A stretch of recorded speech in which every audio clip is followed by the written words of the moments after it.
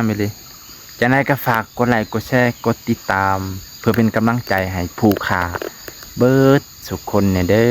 อขอบคุณหลายครับโอ้โหวิวพ่อแม่พี่น้องเบิร์ดสุขคน15เบิ่งวิวพ่อแม่พี่น้องวิวสวยอีหลีงามสุดยอดเลยป้ายป้าต่อวิว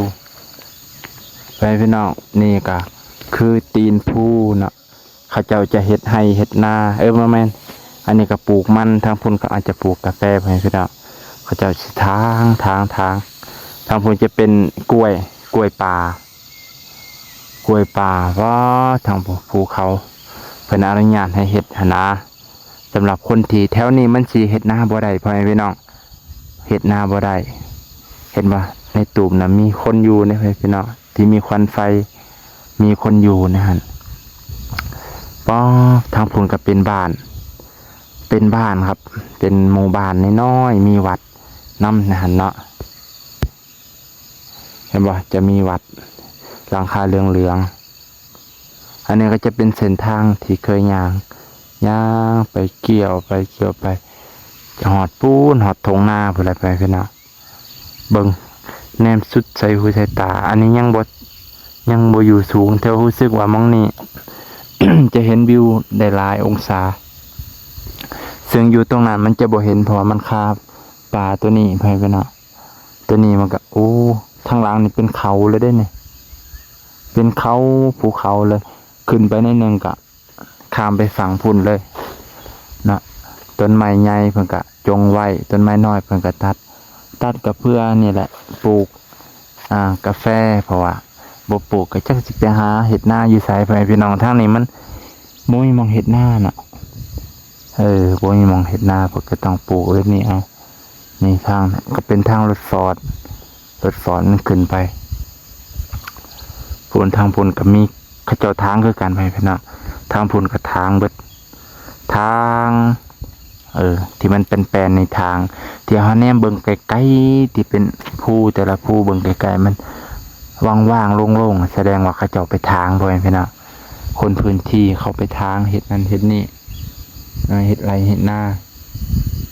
แต่บ่เฮ็ดสิหากินแถวใด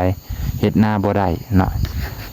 มันอยู่ตีนเขาภูเขาเจ้าก็ต้องอาศัยเฮ็ดไรเฮ็ดนาให้เนาะตัวนั้นก็มีคนอยู่ไปพี่น้องนั่นน่ะมีควันไฟมองน่ะก็สิเป็นมองเฮาอยู่เบิ่งอยากในใจอยากขึ้นไปพูนเพิ่นพี่น้องอีกขึ้นเทิงเขาเจ้าหาอยู่หากินได้เพิ่นพี่น้องแถวนี้เขาเจ้าจะหาแนวยิงเอาพูนทางบนก็เป็นควันเมฆเนาะควันเมฆพอแถวนี้ถ้าฝนตกสูงนี่จะบ่ให้เล่นโทรศัพท์เพราะว่ามันอยู่สูงคลื่นสัญญาณมันแห้งกระแสไฟฟ้ามันดูดแห้งนะย่านคือกันเพราะว่าย่านพาห้องพาอยู่เทิงภู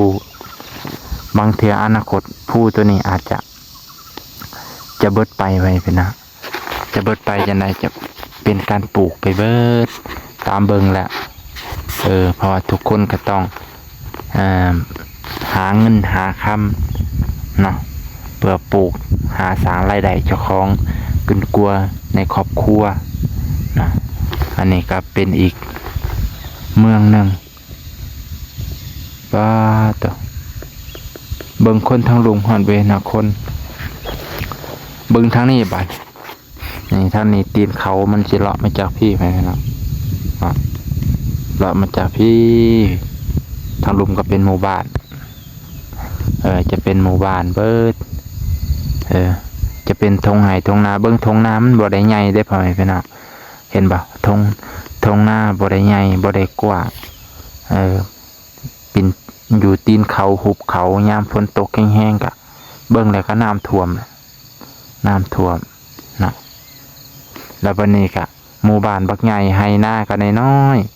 บางคนก็บ่ได้หลายก็เลยอาศัยในการเฮ็ดเกษตรทางการปลูกจะดีกว่ายังน้อยก็เอาเงินนั้นไปซื้อเขาซื้อเนื้ออยู่เนื้อกินในครอบครัวเนาะผลทางผลกับโอ้โหสุดยอดเลย สุดลูกหูลูกตาไปพี่น้องในใจถ้ามีโดนนะอยากบินขึ้นเลยในใจโอ้ถ้าบินขึ้นได้นี่คักไปไหมพี่น้องเขาเจ้าว่ามีเขื่อนในแถวนี้แต่บ่ฮู้ว่ามองใดมีเขื่อนเขาว่ากลางคืนจะเห็นไฟสวยงามทางนี้เบิ่งวิวแล้วโอ้โหสุดยอดเลยเฮานี่มักแบบนี้ไปพี่น้องมักอากาศธรรมชาติรู้สึกว่ามันเย็นดีเบิ่งเลยสบายหูสบายตาสบายจิตสบายใจขึ้นมาเทิงนี่สบายซึ่งที่บ่มั่งมีร่ำรวยคือเขาก็อยากขอให้อยู่อย่างมีความสุขแล้วก็บ่เจ็บบ่ไข้อันนี้ก็มาฉีดยาให้เอื้อยเพิ่นไปพี่น้องฉีดยาต้นกาแฟเห็นบ่ฉีดยาต้นกาแฟไปนะบ่แม่นฉีดยาใส่กาแฟไปฉีดยาฆ่าหญ้าฉีดยาฆ่าหญ้าเพื่อบ่ให้หญ้ามันปกคลุมต้นกาแฟเพิ่นเอามาคุมหญ้าแต่ว่ายาฆ่าหญ้าเนี่ยก็แห้งท่านผู้ชมอาศัยแต่ว่าได้กินน้ำส้มเอาน้ำส้มเฮามากินแล้วมันว่ามันแก้กันท่านผู้ชมมันแก้กันสิมาเว้าถึงยาฆ่าหญ้าเนาะเพราะว่าในช่วงนี้ก็ได้มาตัดหญ้ามาคุมหญ้ามาฉีดหญ้ามาฉีดยาฆ่าหญ้าเนาะอยู่ที่ปากซองปากเซ่แหละสำหรับคนที่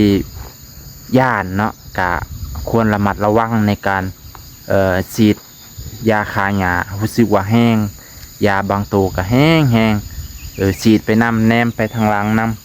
อันหญ้าที่เฮาฉีดน่ะตกคอตกไปแล้วความแห้งของมันเนาะอันตรายอยู่อันนี้ถึงความอันตรายแต่ว่ามันก็มีทางแก้ท่านผู้ชมบางคนก็บอกวิธีการแก้ยาแก้พิษของยาฆ่าหญ้าบางคนก็เอายากันโสมที่เขาใส่น้ำแล้วมันผดพดปุ๊บยาชีสมนะมากิ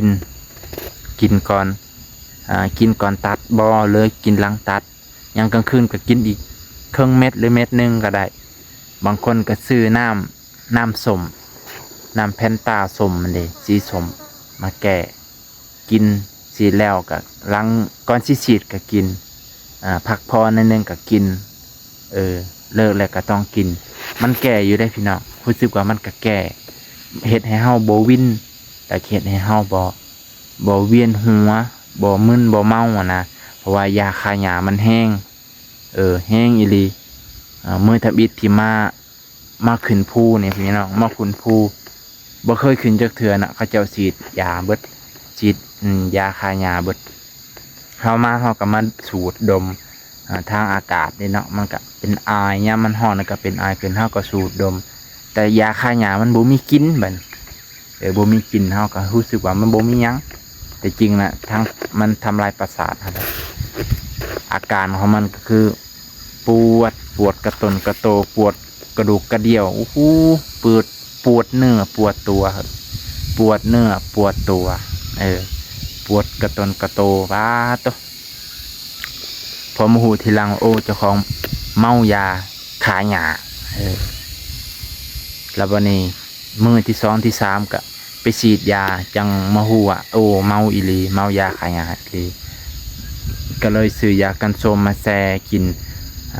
ล้างกินก่อนกินแล้วก็ล้างก่อนฉีดแล้วก็ล้างฉีดมึงเถอะกับก่อนนอนกินไว้เพื่อมึงเถอะกับมันอาการคือกับปวดท้องอยากหากโรคหลาย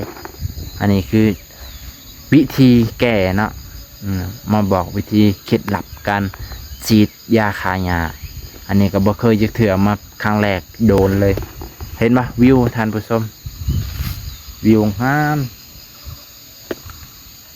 วิวสวยงามไปเลยจะได้ก็ฝากกดไลค์กดแชร์กดติดตามเพื่อเป็นกำลังใจให้ผู้ขาเบิร์ดสุขคนเนี่ยเด้อขอบคุณหลายครับ